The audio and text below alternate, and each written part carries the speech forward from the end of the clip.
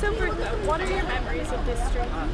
My memories are of many shops that were owned by Jewish people, from around about here all the way up the road. And on this side, the first one I remember was owned by a lady called Janie Goldwater, and she had a license just to sell chickens and hens. She wasn't a total butcher shop, but she did a great trade. Had your family a connection with this street? My family had a big connection with this street. In fact, in this area here, there was a kosher delicatessen, and this was owned by my uncle on my father's side. In the Jewish community, when I was growing up, there was a lot of cousins marrying cousins. So when I say that it was on one side or another side, you'll understand. So this shop was full of the most beautiful smells: smoked salmon, pickled cucumbers, everything you could imagine. Nothing was packaged. It was all in big sacks, which is the way we're going back to now, that we're not using plastics. And you would go in there and find anything you want, from sweet to savoury. Open 6 days a week, and Sunday was the big day for the bagels and the smoked salmon. That was in this shop here. This building was owned by two brothers, the Waltzman brothers, and that was a kosher butcher shop. They were strong rivals of my grandparents and my parents' shop, which we'll see later down the road. They were very famous for making the best wurst, which is a salami, and sausages. But we always said they weren't the best, that my families were the best. So Bertha, tell me about the history behind this building. Well, we're now off the main street, which was Clanbrassil Street, and we're now in Lombard Street West. This house here was actually a shop owned by a lady, Mrs. Rick. Mrs. Rick was a small lady who used to sit out in this porch to catch the sun.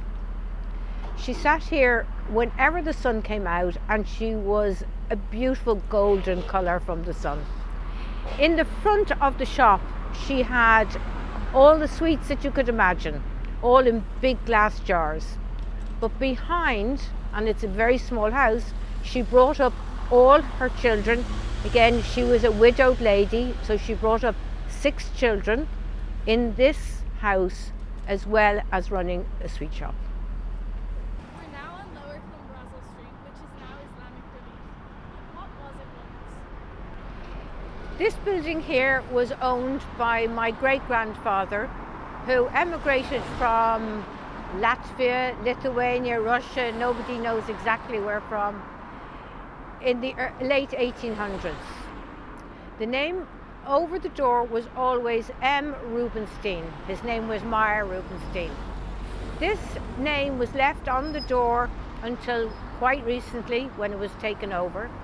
And even though my grandparents and my parents subsequently owned it, it still had the name M. Rubenstein over the top. This was a butcher shop, yet another butcher shop, probably one of the biggest in Clanbrassil Street.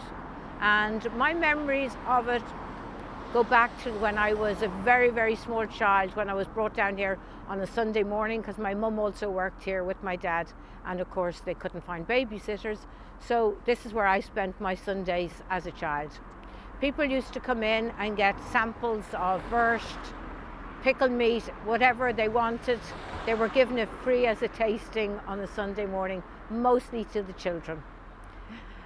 It was a good sales technique, because then the adults bought it. Strangely, across the road, there was another butcher shop called P. Rubenstein, which was my grandfather's brother. This gentleman actually owned a non-kosher butcher shop around the corner. And as a religious Jewish person, he felt very bad about selling non-kosher meat. So my grandfather set him up in a shop right opposite him as his rival, something I don't think you would see today. They fell out from time to time, but in most cases they were harmonious and they all had their own customers.